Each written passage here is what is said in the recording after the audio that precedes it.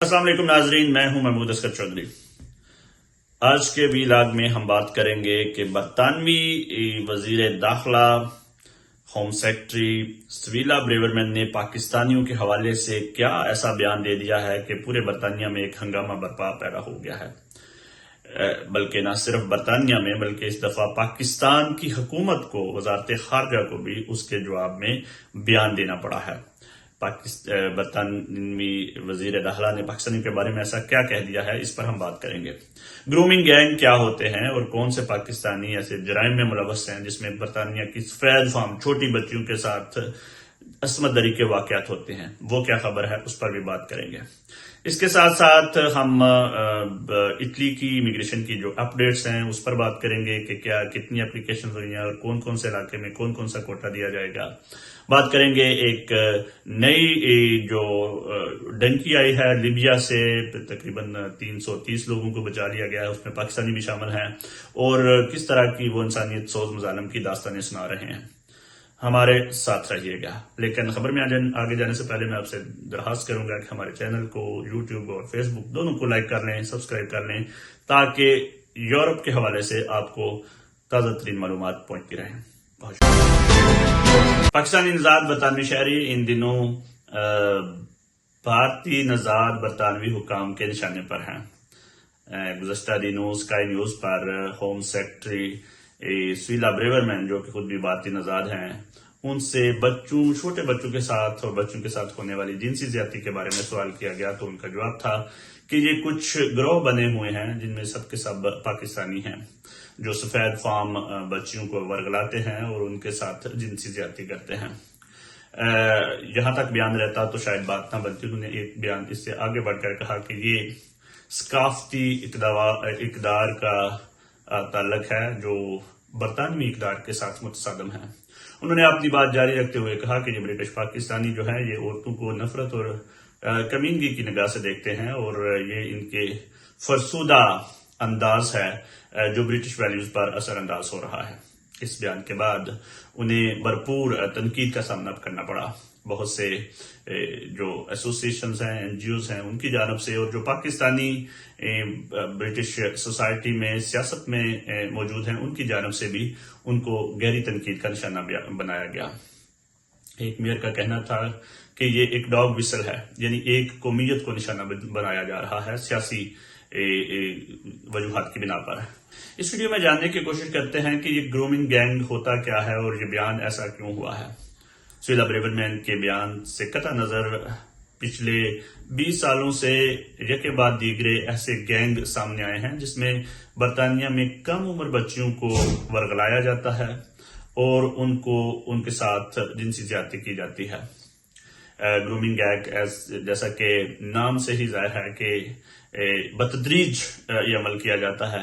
ऐसी कमजोर बच्चियां जो माली मुश्किलात का शिकार होती हैं, जो साइकोलॉजिकल लिहाज से मुश्किलात का शिकार होती हैं, जो अपनी नासमझी की वजह से ऐसे लोगों के जाल में फंस जाती हैं, जो उन्हें तोहफा देते हैं, जो उन्हें लालच देते हैं, जो उन्हें खाना खिलाते हैं, जो उन्हें शराब और मंशियात में लगाकर उनको इसका आदी बना देते हैं और उसके बाद उनके साथ जिनसी ज्यादती का जो घिनौना फेल है वो अंजाम देते हैं। बरतानिया के ये कोई इक्का दुक्का वाकयात नहीं है, बल्कि यके बाद दीगरे हडर्सफील्ड, रॉस्टेल, ओल्डम, ब्रिस्टल, पीटरब्रो और कास्टलन्यू में ये ऐसे ऐसे वाकयात हुए हैं जिनमें बदकिस्मती से बार बार पाकिस्तानियों की ही कसीर तादाद सामने आती रही है, जिसमें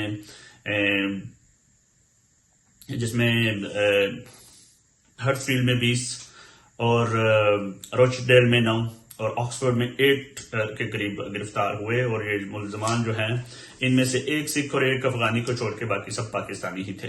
इनका तरीके वारदात वेरी सिंपल है। जो ऐसी कमजोर और वल्नरेबल बच्चियां होती हैं उनको जो है वो उनको ये उठाते हैं, उनको गिफ्ट देते हैं, लालच देते हैं, मंशियात का आदी बनाते हैं और उसके बाद वो इस काबिल नहीं रहती कि वो अपने वाकयात को रिपोर्ट कर सकें। इस गैंग में टैक्सी ड्राइवर शामिल हैं, टेक वे जो फूड रेस्टोरेंट में काम करते हैं वो शामिल हैं, पाकिस्तानी मर्द जो इनको निशाना बनाते रहे हैं। سوال یہ پیدا ہوتا ہے کہ یہ اتنے بڑے پیمانے پر اتنے سالوں سے یہ سلسلہ جاری تھا، کم از کم 2 دہائیوں کی ہم بات کر رہے ہیں، 20 سال ہو گئے، یہ کیس پکڑے کیوں نہیں گئے؟ اس کی 2 وجوہات ہیں۔ سب سے پہلی وجہ تو یہ ہے کہ یہ جو لڑکیاں بیچاری کم عمر بھی ہوتی ہیں، ناسمجھ بھی ہوتی ہیں، کمزور بھی ہوتی ہیں اور نشے کا عادی بھی ہو جاتی ہیں، وہ اس قابل نہیں رہتی کہ وہ اپنے ساتھ ہونے والے ان واقعات کو پولیس کو رپورٹ کر سکیں، اور وہ اپنے لالچ میں، نشے کے لالچ میں بار بار ان کا درندوں کا نشانہ بنتی رہتی ہیں۔ دوسری جانب اس کی وجہ یہ تھی کہ جب بھی کسی بھی پولیس ڈپارٹمنٹ نے اس کے اوپر تفتیش کرنے کی کوشش کی تو جب ان میں زیادہ تر نام ایشین بیک گراؤنڈ رکھنے والے لوگوں کا آ رہا تھا تو پولیس یہ نہیں چاہتی تھی کہ ان کے اوپر یہ لیبل لگ جائے، اور ایسا ہی ہوا۔ جتنے بھی لوگ اس سلسلے میں پکڑے گئے ان کو 20 سال کی سزا بھی ہوئی۔ تو یہ جو پاکستانی ہیں یا دیگر قومی ایشیائی بیک گراؤنڈ رکھنے والے لوگ ہیں، انہوں نے پہلا الزام قانون نافذ کرنے والے اداروں پر یہی لگایا کہ یہ ہمیں اس لیے نشانہ بنایا جا رہا ہے کہ ہم سفید فام نہیں ہیں، حالانکہ اور مجرم بھی ہیں جو گورے ہیں جو چھوٹ جاتے ہیں۔ لیکن اب جو وزیر اعظم رشی سونک ہیں، انہوں نے بڑے عزم کا اظہار کیا ہے، ایک گرومنگ گینگ ٹاسک فورس کا اعلان کیا ہے جس میں پولیس فورس کے ساتھ ایسے ماہر افسران شامل کیے جائیں گے جو ڈیٹا کلیکٹ کریں گے، جو اس بارے میں معلومات رکھتے ہوں گے، جو ان کو بھرپور طریقے سے کارروائی کر کے ان گینگز کو پکڑ سکیں گے۔ رشی سونک کا کہنا ہے کہ وہ اس گرومنگ گینگ کا جو کنسپٹ ہے اس کو جڑ سے کھاڑ دیں گے اور لوگوں کو سلاخوں کے پیچھے بھیجیں گے جو ایسے گناؤنے جرم میں موجود ہیں۔ بہت اچھی بات ہے، شاید ہی کوئی عقل مند یا ہوش مند بندہ اس چیز کے ان کے لیے حمایت نہ کرے۔ ہماری ساری حمایتیں ان کے ساتھ ہیں۔ کسی بھی سوسائٹی میں اگر جو ولنریبل جو بچے ہیں ان کے ساتھ اگر ایسا کوئی جرم ہو رہا ہے جو زبردستی نہیں ہو رہا بلکہ لالچ دے کر بھی ہو رہا ہے تو وہ بھی جرم ہے، کیونکہ 18 سال کے چھوٹے بچے کو پتہ نہیں ہوتا کہ وہ کیا کر رہا ہے۔ لیکن مسئلہ اس وقت کھڑا ہوا ہے جب ان کی جو ہوم سیکرٹری ہے انہوں نے اپنے بیان میں اس کو ثقافتی رنگ دینے کی کوشش کی گئی ہے۔ یہ بالکل بچگانہ بیان ہے، دنیا کی کوئی بھی ثقافت ایسی نہیں ہے جو چھوٹے بچوں کے ساتھ زیادتی کو جائز قرار دیتی ہو، دنیا میں کوئی بھی ثقافت ایسی نہیں ہے جو جرم کی حمایت کرتی ہو۔ کسی بھی جرم کو ثقافت کے ساتھ جوڑنا بالکل صحیح نہیں ہے۔ میرے خیال میں اگر سویلا بریورمین 2020 میں اپنے ہی ہوم آفس کی ایک تیار کردہ رپورٹ کو دیکھ لیتی تو ان کو یہ کہنا نہ پڑتا۔ رپورٹ میں صاف صاف یہ کہا گیا ہے جو کہ ہوم آفس نے تیار کی تھی، اس کے مطابق چھوٹے بچوں کے ساتھ جو زیادتی کے کیسز ہوتے ہیں برطانیہ میں ان میں 84% لوگ سفید فام شہری ہیں، 84% سفید فام شہری ہیں۔ اور یہ بھی کہا گیا تھا کہ گرومنگ گینگ میں بے شک سیاہ فام اور ایشیائی بیک گراؤنڈ رکھنے والے لوگ سامنے آئے، لیکن وہ ان سب کو گرومنگ گینگ کے کھاتے میں نہیں ڈالا جا سکتا۔ چھوٹے بچوں کے ساتھ زیادتی کا جو فینومینا ہے وہ ایک بہت بڑا لیول ہے اور اس کو بڑے لیول پر چیک کرنے کی کوشش کی ضرورت ہے، ورنہ تو یہی ہوگا کہ اس کو ایک پاکستانیوں کا مسئلہ سمجھ کے وہیں پہ چھوڑ دیا جائے گا۔ دوسری بات یہ ہے کہ اس قسم کا بیان جس میں قومیت سے جوڑا جائے اور نام لے کے کہا جائے کہ فلاں قومیت کے بندے ہوتے ہیں، اس کا نقصان ہو سکتا ہے۔ سوسائٹی میں نفرت انگیز فضا پیدا ہو سکتی ہے اور لوگوں کے ان کے خلاف جذبات جو ہے وہ برے ہو سکتے ہیں اور جرائم بھی ہو سکتے ہیں، ہیٹ کرائم میں اضافہ ہو سکتا ہے۔ دوسری جانب یہ بات بھی سمجھنے کی ضرورت ہے کہ اس وقت برطانیہ میں 1.5 ملین پاکستانی نژاد شہری آباد ہیں جو یہاں کی سیاست، معیشت، معاشرت میں بھرپور کردار ادا کر رہے ہیں۔ ایک پاکستانی تو اسکاٹ لینڈ کا وزیر اعظم بن چکا ہے، ایک پاکستانی لندن کا میئر بن چکا ہے۔ تو ایسی صورتحال میں یہ دیکھنا کہ سب کو ایک ہی کھاتے میں ڈال دینا یہ اچھی بات نہیں ہے۔ اس پر سب نے احتجاج ریکارڈ کروایا ہے اور پہلی دفعہ حکومت پاکستان نے بھی جو ہے وہ اپنا وزارت خارجہ نے بیان ریکارڈ کروایا ہے کہ کسی بھی جرم کو ثقافت کے ساتھ جوڑنا خطرناک رجحان کا باعث بنے گا۔ ہماری یہ التماس ہے حکومت سے کہ اس کو چاہیے کہ بیان دینے کے حوالے سے اس طرح کی چیزیں جو ہے وہ ان کو غور کرنا چاہیے، زیادہ سے زیادہ سخت سے سخت سزا ملنی چاہیے ایسے لوگوں کو جو اس قسم کے جرائم میں ملوث ہیں، لیکن کسی بھی قوم کو ٹارگٹ کرنا اچھی بات نہیں ہے۔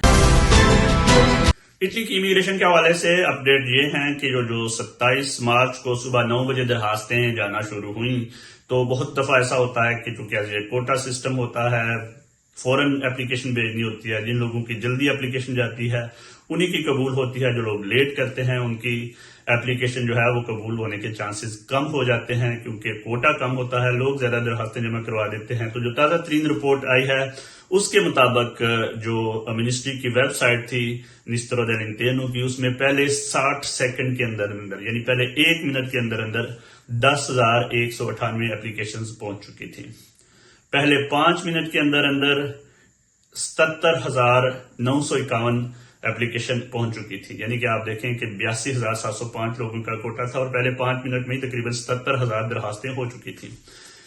شام کو 7 بجے تک 2,40,000 درخواستیں منسٹری کو پہنچ چکی تھیں اور اب تک کی جو رپورٹ ہے وہ 2,52,000 اپلیکیشنز منسٹری میں پہنچ چکی ہیں. آپ کو پتہ ہی ہے کہ یہ اپلیکیشنز جو ہے وہ 31 دسمبر 2023 تک کھلی ہوئی ہیں. بار بار لوگ فون کر رہے ہیں تو اپلیکیشنز تو ہو رہی ہیں, لیکن مسئلہ یہ ہے کہ اگر 2,52,000 اپلیکیشنز پہلے ہی پہنچ چکی ہیں اور کوٹا صرف 82,500 لوگوں کا ہے, تو اس کا مطلب ہے کہ اگر یہ ساری جو اپلیکیشن بہت زیادہ ریجیکٹ ہوں گی تو اس کے بعد ہی جو بعد میں اپلائی کرنے والوں کا نمبر آئے گا. لیکن اس کے باوجود میں یہ کہوں گا کہ آپ اگر ابھی بھی اپلائی کرنا چاہتے ہیں تو ڈیٹ موجود ہے, آپ اپلائی کر سکتے ہیں. اس کو پھر مختلف کیٹیگرائز کیا گیا بہت سے لوگوں میں, جیسے کمپانیاں میں 1,09,000 اپلیکیشن چلی گئی, لاسیو میں جو ہے وہ 20,879 اپلیکیشن چلی گئی, وینیتو میں 20,661 اپلیکیشن چلی گئی. جو مین شہر ہیں اٹلی کے, نیپلز میں 68,634 اپلیکیشن گئی ہیں. اسی طرح روم میں 10,473 اپلیکیشن ہوئی ہیں, ویرونا میں 9,947 اپلیکیشن ہوئی ہیں, ملانو میں 6,905 اپلیکیشن ہوئی ہیں. تو اس کا جو ریشو ہے وہ بہت زیادہ بتائی جا رہی ہے. جیسے کہ سچیلیا میں 15,000 اپلیکیشنز چلی گئی ہیں لیکن صرف 3,000 کا کوٹا دیا گیا ہے. اب حکومت اس کو مختلف شہروں میں کوٹے کے حساب سے تقسیم کرے گی کہ فلاں شہر میں فلاں علاقے میں کون کون سے لوگ جو ہے وہ امیگریشن لے سکیں گے. جہاں تک بار بار آپ سوال کر رہے ہیں کہ اس کی ڈیٹ کون سی ہے, ڈیٹ 31 دسمبر 2023 تک ہے. اگر آپ ابھی بھی اپلائی کرنا چاہتے ہیں تو اپلائی کر سکتے ہیں, لیکن جو ریشو دکھائی جا رہی ہے اس کے لحاظ سے چانسز آپ کی اپلیکیشن کے قبول ہونے کے کم ہیں. لیکن جیسا کہ میں نے پچھلی ویڈیو میں کہا تھا کہ قانون یہ ہے کہ اگلے سال شاید ان کو پرائیورٹی دی جائے, تو اگر کوئی اپلائی کرنا چاہتا ہے تو اپلائی کر سکتا ہے. اس کے بارے میں مزید اپڈیٹ ہوتی رہیں گی تو ہم آپ کو بتاتے رہیں گے کہ کب تک ان پر عمل شروع ہوگا. گزشتہ دنوں ایک اور کشتی لیبیا سے آئی ہے اٹلی کے ساحلوں پر, جس میں سے تقریباً 440 لوگوں کو بچایا گیا ہے. 100 لوگوں کو ایک الگ کشتی میں بچایا گیا, 330 لوگوں کو ایک الگ. یہ این جی او ہے جیو برانٹس, وہ پہلے بھی الارم دیتی رہی ہے کہ جو لوگ لیبیا سے آتے ہیں ان کو ٹارچر کا, وائلنس کا سامنا کرنا پڑتا ہے, لیکن اس پر کوئی کام نہیں ڈر رہا تھا. اس جو 330 لوگوں کی کشتی آئی ہے, 300 اس میں سے سیریا, پاکستان, بنگلہ دیش, سری لنکا, صومالیہ اور ایجپٹ کے لوگ سوار تھے, جس میں سے 24 ایسے بچے تھے جو کم عمر تھے 18 سال سے.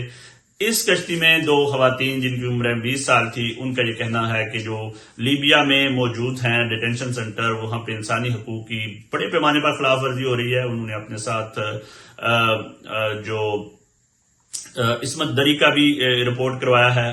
تو بہت ہی خطرناک صورتحال ہے. اس پر میرے خیال میں برطانوی یورپی حکومتوں کو یہ سوچنا پڑے گا کہ ایسے ڈیٹینشن سینٹر پر گہری نظر رکھی جائے, اور جو لوگ انلیگل طریقے سے یوکے, یورپ اور دیگر ممالک میں آنا چاہتے ہیں ان کو یہ بھی ذہن میں رکھنا پڑے گا کہ رستے میں کچھ ایسے ڈیٹینشن سینٹر آتے ہیں جہاں انسانی حقوق نہیں ہے.